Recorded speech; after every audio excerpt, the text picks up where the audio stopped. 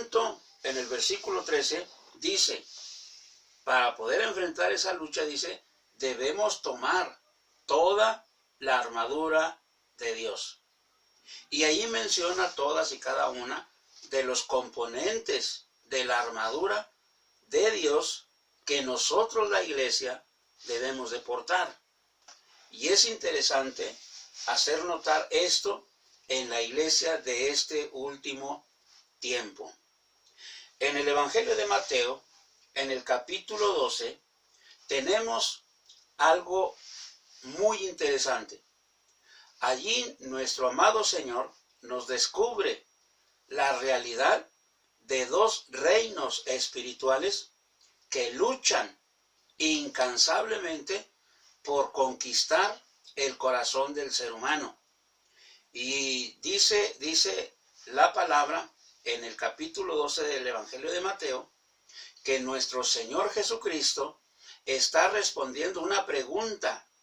Una pregunta, más bien es una acusación que los religiosos de su tiempo le estaban haciendo a él. Después de llevar adelante una liberación de un espíritu malvado que estaba posesionándose de una persona, dice que los religiosos inmediatamente cuestionaron a Jesús y le acusaron, diciendo que por el príncipe de los demonios echaba fuera a los demonios. Esto es Belcebú, por el príncipe de los demonios. Y el príncipe de los demonios se llama Belcebú. Entonces Jesús, respondiendo a la pregunta, les dijo, si yo echo fuera los demonios como ustedes dicen, entonces el reino de Satanás está dividido. Y un reino dividido no va a permanecer en sí. Entonces, si yo echo fuera los demonios, solo significa una cosa, que el reino de Dios ha llegado a vosotros. Fue la respuesta que Jesús les dio a estos religiosos. Entonces, en esta actitud, en esta acción de Jesús, tenemos dos cosas de suma importancia. Número uno, estas dos cosas son los dos reinos espirituales que luchan de manera incesante por el control de la humanidad. Y aquí Jesús nos dice cómo confrontar el reino de maldad, el reino de las tinieblas. Y dice que el reino de Dios es mucho más fuerte que el reino de las tinieblas. Inclusive el Señor Jesucristo lo dijo. Dice que mayor es el que está en nosotros que el que está fuera en el mundo. Y esto es importante. El reino de Dios y el reino de las tinieblas. En el reino de las tinieblas, quien reina y gobierna a todos sus súbditos se llama Satanás. Y Satanás, como gobernador de ese reino de maldad, en la oscuridad, está perfectamente bien organizado. Satanás no tiene mente creadora, no es creativo. Satanás es copia, le encanta copiar los planes de Dios, las actitudes de Dios, pero Satanás no es creador de ninguna manera. Entonces, cuando Satanás es identificado por Jesús como el mentiroso, como el gobernante de este siglo, el apóstol Juan dice en su carta que Satanás tiene al mundo bajo su dominio. Esto nos da a entender que Satanás está aprovechando a las 1000 maravillas el atributo que nuestro Dios le dio. Recordemos que Satanás en el cielo tenía dominio, tenía control de una muy buena y considerable parte de los ángeles.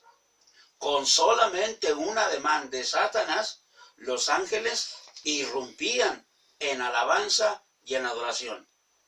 Nuestro Dios capacitó este ángel con una mentalidad increíble para organizar, de tal manera que su reino de tinieblas lo tiene bien organizado. Y su reino o su organización de maldad comienza con principados. principados, son gobiernos. Satanás, en su afán por destruir todo lo que Dios ha creado, todo lo que Dios ha ingeniado para que el hombre lo disfrutáramos, como es este bonito planeta Tierra, Satanás se ha esmerado en destruirlo. Pero no solamente quiere destruir el planeta Tierra, sino quiere destruir a los habitantes de este gran planeta creado por Dios para habitación del ser humano. Entonces, Satanás está bien organizado.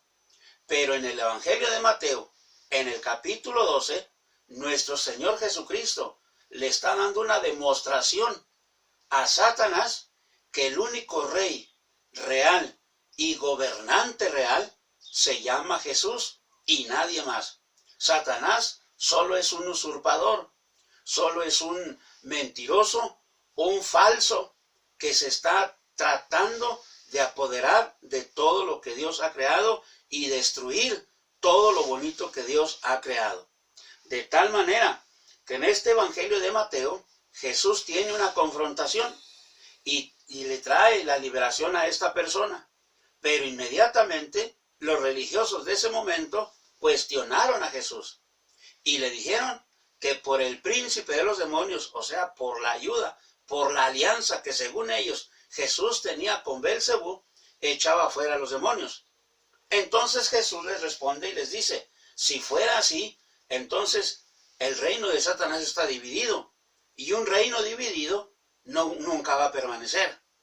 Pero si yo echo fuera a los demonios de esta manera, solo significa una cosa, el reino de Dios ha llegado a vosotros. Y esto, mis amados, es muy importante, y muy importante que la iglesia lo entendamos. Es tiempo, es la hora de que la iglesia abramos los ojos a la revelación de la palabra de Dios. El apóstol Pablo, en esta carta a los Efesios, Pablo está orando en el capítulo 2, en el capítulo 1, está orando y dice, por esta causa doblo mis rodillas ante el Dios y Padre de nuestro Señor Jesucristo.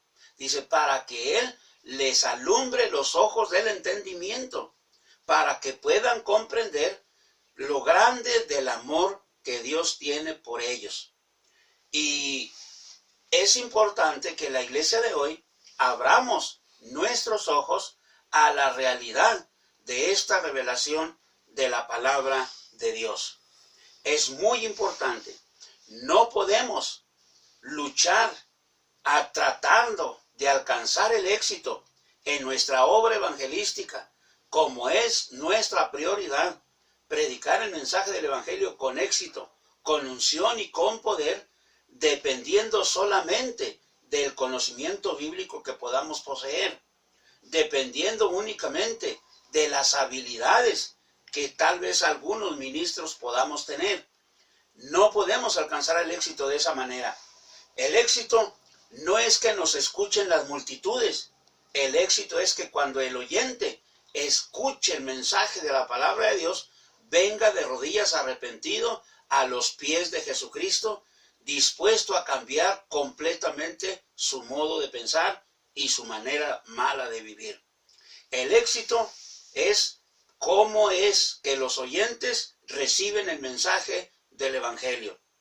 Y esto del éxito no se puede alcanzar por habilidades, como ya lo dije. Se necesita la unción y la participación importante del Espíritu Santo de Dios. Ahora bien, en el primer libro de Samuel, en el capítulo 15, dice algo muy interesante. Y dice, amados, que la rebeldía es como la adivinación o como la brujería. Y esto es cuando el profeta Samuel está amonestando a Saúl por desobedecer una orden. Dios le da la orden a Saúl de destruir al enemigo, al rey malvado.